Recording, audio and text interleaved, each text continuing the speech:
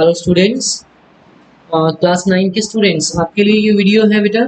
और story of village Palampur इस chapter में, वैसे तो हमने इसके पूरे मैंने नोट्स आपको भेज दिए थे पूरे चैप्टर के विद क्वेश्चन आंसर्स, लेकिन इसमें कुछ चीज़ें ऐसी हैं, कुछ ऐसे टॉपिक्स हैं, those are very important, those are very important to understand. जैसे कि वहाँ के डिस्ट्रीब्यूशन ऑफ लैंड, वहाँ की जो 450 फैमिलीज हैं, how the land is distributed among these 450 people, and how the electricity is used in this village, use of electricity in this village.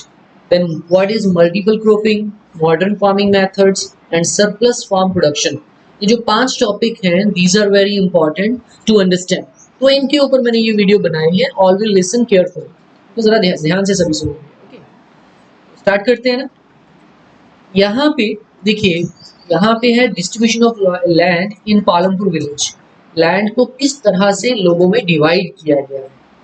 There are total 450 families, और इसमें से आप देख सकते हैं कि कुछ फार्म्स, ये जो पिक्चर है, कुछ जो फार्म्स हैं दोज आर वेरी लार्ज। देखिए, कुछ फार्म्स काफी बड़े हैं। उसके अलावा कुछ लोगों के पास बहुत ही कम छोटे छोटे फार्म्स हैं। यहाँ पे जो फार्म्स हैं, खेत हैं, जो भी यहाँ पे खेती करने के लिए हैं, दो तरह से इनको डिवाइड किया गया है, छोटे छोटे फार्म्स और बड़े बड़े फार्म्स। ये किस चीज को शो करता है? ये इस चीज को शो करता है कि जो किसान है, जो फार्मर्स हैं, they are of two types. दो तरह के फार्मर्स उस विलेज में है। एक है लार्ज फार्मर्स और दूसरा है small farmers. Large farmers and small farmers. उस विलेज में जो लोग हैं, फैमिलीज हैं, उसको 3 तरह से डिवाइड किया गया है। सबसे फैमिली एक है, सबसे जो बड़े फार्म्स वाले, लार्ज लैंड ओनर्स या large farmers, small farmers, and कुछ फैमिली ऐसी हैं, those are landless people. So landless farmers, ये जो लैंडलेस फार्मर्स हैं, दीज आर द लेबरर्स। ये लार्ज लैंड ओनर्स या लार्ज फार्मर्स के खेतों में काम करते हैं, या और लेबर का काम करके अपना गुजारा करते हैं, या कुछ नॉन फार्मिंग एक्टिविटीज करते हैं। देन स्मॉल फार्मर्स, इनके फार्म बहुत छोटे होते हैं, और कितने छोटे होते हैं? Around less than 2 hectares small farmers होते हैं, और यहाँ पे जो भी प्रोडक्शन होती है उससे इनका गुजारा नहीं हो पाता, तो अपनी फार्मिंग के साथ साथ और एक्टिविटीज भी करते हैं, कुछ नॉन फार्मिंग एक्टिविटीज में भी इन्वॉल्व होते हैं। जो लार्ज लैंड लॉर्ड्स होते हैं या लार्ज फार्मर्स होते हैं, इनकी जो लैंड होती है मोर देन 2 हेक्टेयर्स होती है, और ये जो लोग होते हैं, इनके पास पैसा काफ़ी होता है, प्रोडक्शन काफ़ी होती है इनकी, तो इनकम काफ़ी होती है। यहाँ पे हमने इस तरह से जो लैंड की डिस्ट्रीब्यूशन है, इस तरह से डिवाइड की है कि 450 फैमिलीज में से 240 फैमिलीज जो है स्मॉल फार्मर्स की हैं, 60 फैमिलीज ओनली लार्ज फार्मर्स की हैं, एंड 150 फैमिलीज ऐसी हैं, those are not any kind of farms, those are landless labourers. तो इस तरह से इनको डिवाइड किया गया है। ओके स्टूडेंट्स, तो ये है division of land, distribution of land in village Palampur. अगर इसके अभी भी कोई डाउट है तो पूछ सकते हो, but this is very simple, I think everybody will understand it. सब इसको समझ गए होंगे मुझे लग रहा है। This is very simple, but ये क्वेश्चन अक्सर आ जाता है, दैट इज व्हाई। नेक्स्ट है इलेक्ट्रिसिटी। पालमपुर विलेज में, जो एक रूरल विलेज है, वहां पे इलेक्ट्रिसिटी का यूज कैसे होता है? देखिए, जब ये क्वेश्चन आपको आए 3 मार्क्स या 5 मार्क्स में, पालमपुर विलेज में इलेक्ट्रिसिटी को यूज कैसे किया जा सकता है? जैसे कि हम लोग जानते हैं कि maximum people, most of the people of this village are involved in farming. जैसे कि फार्मिंग यहाँ का जो मेन ऑक्यूपेशन है, मेन काम यहाँ पे फार्मिंग है। तो फार्मिंग में सबसे ज्यादा यहाँ पे इलेक्ट्रिसिटी का यूज होता है ट्यूबवेल्स को रन करने के लिए। तो इरिगेशन का जो प्रोसेस है, so electricity run the tubewells for irrigation. जो ये इलेक्ट्रिसिटी है, इसके द्वारा क्या किया जाता है? खेतों को पानी दिया जाता है, इरिगेशन की जाती है। सबसे पहला काम तो ये हो गया। और इस इलेक्ट्रिसिटी की वजह से जो पुराना होता था ना तरीका फार्मिंग का, पर्शियन व्हील्स जो ऐसे बैलों को लगा के घुमाते थे, और उधर से पानी थोड़ा थोड़ा निकलता था कुएं से, तो वो एक पर्शियन व्हील लगा के ऐसे घूमता था। वो सिस्टम बदल दिया गया है इलेक्ट्रिसिटी आने के बाद। अब हमारे पास ट्यूबवेल्स इस तरह के हो गए हैं, यहाँ पे इलेक्ट्रिसिटी के द्वारा हम इरिगेशन करते हैं। और इसके द्वारा मैक्सिमम एरिया में इरिगेशन की जा सकती है। उसके बाद दूसरी बात, पालमपुर विलेज में हर एक घर में इलेक्ट्रिसिटी है, तो अब कोई अंधेरे में नहीं रहता, वहाँ पे हर जगह हर घर में इलेक्ट्रिसिटी अवेलेबल है। तीसरी बात ये है कि वहाँ पे देखो, वहाँ के जो पालमपुर विलेज के बच्चे हैं, घर पे इलेक्ट्रिसिटी होगी, फैन होगा, तो अपनी लाइफ उनकी ज़्यादा कंफर्टेबल होगी, ज़्यादा अच्छे से पढ़ाई कर पाएंगे, तो इस काम के लिए यूज़ किया जाता है। और उसके अलावा बहुत सारे और एंटरटेनमेंट की चीज़ें हैं, घर पे हम इलेक्ट्रिसिटी यूज़ करते हैं, तो वो भी इस काम के लिए इलेक्ट्रिसिटी यूज़ करते हैं। इसके अलावा पालमपुर विलेज में most many people specially from the small farmers and landless farmers बहुत सारी नॉन फार्मिंग एक्टिविटीज़ में लगे हुए हैं। जैसे कि बहुत सारे अलग से छोटे-छोटे बिज़नेस करते हैं, वहाँ पे प्रोडक्शन के छोटे-छोटे काम करते हैं, कोई किसी काम पे। अपने उन प्रोडक्शन नॉन फार्मिंग एक्टिविटीज़ जो हैं उनकी और प्रोडक्शन वर्क्स हैं छोटे-छोटे, उनमें भी इलेक्ट्रिसिटी का यूज़ होता है। तो इस तरह से फार्मिंग जो है यहाँ पे इलेक्ट्रिसिटी जो है पालमपुर विलेज में इस काफ़ी इंपॉर्टेंट रोल है इसका। फिर से पॉइंट्स रिपीट कर रहा हूँ, electricity is used to run the tubewells. It improve the process of irrigation. तीसरी बात, lighting the homes, it helps in the study of the students, it makes their life comfortable. Entertainment, it plays very important role in the entertainment. And उसके अलावा non farming activities जो हैं, जो small business में जो लोग हैं वहाँ पे स्मॉल प्रोडक्शन कामों में लगे हैं, उनके वहाँ पे इलेक्ट्रिसिटी काम होती है। ओके स्टूडेंट्स, आई थिंक ये क्वेश्चन आपका क्लियर होगा। नेक्स्ट हम बात करेंगे मल्टीपल क्रॉपिंग। वर्ड मल्टीपल से हमें पता है कि एक से ज्यादा, multiple means more than one, more than two और वन, एक से ज्यादा। क्रॉपिंग मीन्स जो क्रॉप आप उगा रहे हो। सो मल्टीपल क्रॉपिंग मीन्स जैसे कि एक जो फसल होती है वो लगभग 5 या 6 महीने की होती है, एक ही समय पे एक फसल जो होती है 5 to 6 मंथ में कंप्लीट होती है, और जनरली हम एक समय पे एक फसल ही उगाते हैं। लेकिन जब हम एक ही समय में एक से ज्यादा फसलें लें किसी जगह में, एक ही पीस ऑफ जो लैंड होता है, एक ही जो फार्म है, खेत है, उसमें एक से ज्यादा फसलें उगाएं अगर हम एक ही समय में, then that cropping will be known as multiple cropping. जैसे इस पिक्चर में देखिए, ये एक अलग पिक्चर है, सूरजमुखी इसका नाम है इस फसल का।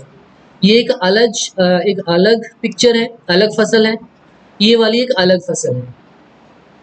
और देखिए एक ही फार्म में, एक ही खेत में दो अलग अलग फसलें एक ही समय पे बीजी हुई हैं। ये किस तरह की फार्मिंग हो गई फिर? Multiple cropping. So in agriculture multiple cropping is the practice of growing 2 or more crops in the same piece of land in same growing seasons instead of one crop. It is a form of polyculture also, इसको polyculture भी कहते हैं। Okay, next हम बात करेंगे modern farming. What is modern farming? It means farming using modern techniques and technology. That means farming with the facilities of modern science and technology. यानी कि जब हम पहले पुराने जमाने में जो हमारी ट्रेडिशनल खेती होती थी, उसमें हम इरिगेशन के लिए बारिश के ऊपर डिपेंड करते थे, हल चलाते थे, बैलों के द्वारा हल चलाते थे, और एक साल में मैक्सिमम एक फसल ही हमारी होती थी, या एक या दो, यही फसलें होती थी। आई थिंक एक भी बड़ी मुश्किल से हो पाती थी फसल, कोई टेक्नोलॉजी का यूज़ नहीं किया जाता था, और हम बहुत ही छोटे छोटे हमारे खेत होते थे, बिकॉज हमारे पास टेक्नोलॉजी नहीं है, ज़्यादा बड़े एरिया में हम खेती नहीं कर सकते। वो तो थी हमारी ट्रेडिशनल फार्मिंग। बट आज के समय में बहुत बड़े बड़े लोगों के फार्म्स हो गए हैं, ज़्यादा लेबर की भी ज़रूरत नहीं पड़ती, सबके पास कंबाइंस हैं। देखिए इसको कंबाइन कहते हैं।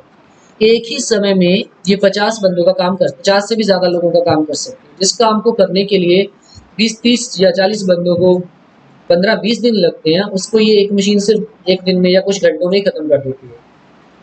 तो इस तरह की टेक्नोलॉजी का यूज़ हो रहा है, तो बिल्कुल साइंटिफिक मेथड्स यूज़ हो रहे हैं एग्रीकल्चर में। देखिए यहाँ पे इरिगेशन के अलग अलग मेथड्स यूज़ हो रहे हैं, ठीक है।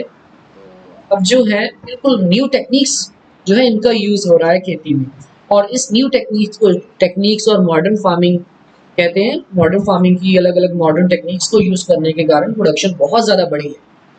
स्पेशली ये जो न्यू टेक्निक्स हैं, इनकी शुरुआत सबसे ज़्यादा नॉर्थ में पंजाब और वेस्टर्न उत्तर प्रदेश में हुई, और वहाँ पे बहुत ज़्यादा इसकी डेवलपमेंट हुई है। तो ऑल ओवर इंडिया में हुई, लेकिन इन जगहों पे सबसे ज़्यादा जो खेती है इसकी प्रोडक्शन बहुत ज़्यादा हुई। खेती जो है क्रॉप्स की, स्पेशली व्हीट एंड राइस की जो प्रोडक्शन है उसमें बहुत ज़्यादा इंक्रीज होना, उसमें ज़्यादा उसकी प्रोडक्शन को इंक्रीज होना, स्पेशली 1960 का जो दशक था, 1960 का जो दशक था, 1967-68 वाले ईयर्स, 69 वाले ईयर्स, इस समय ये मॉडर्न फार्मिंग जो है इंडिया में इंट्रोड्यूस हुई, जिसके कारण प्रोडक्शन कई गुना ज़्यादा बढ़ गई पहले से। और इस चीज़ को हम ग्रीन रेवोल्यूशन के नाम से भी जानते हैं, ग्रीन रेवोल्यूशन इससे भी जानते हैं। ग्रीन रेवोल्यूशन कैसे पॉसिबल हुआ? Because of the modern farming, latest technology के seeds HYV high yielding variety वाले सीड्स को यूज करना शुरू किया, कंबाइंस, ट्रैक्टर्स, कंप्यूटर्स, बिल्कुल हमें अलग अलग चैनल्स चलाए गए टीवी के ऊपर के जो हमें वेदर की जानकारी देते थे, सब लोगों को इन्फॉर्मेशन देते थे। अभी नए नए मेथड्स एग्रीकल्चर में यूज किए गए, all this were the modern techniques of farming.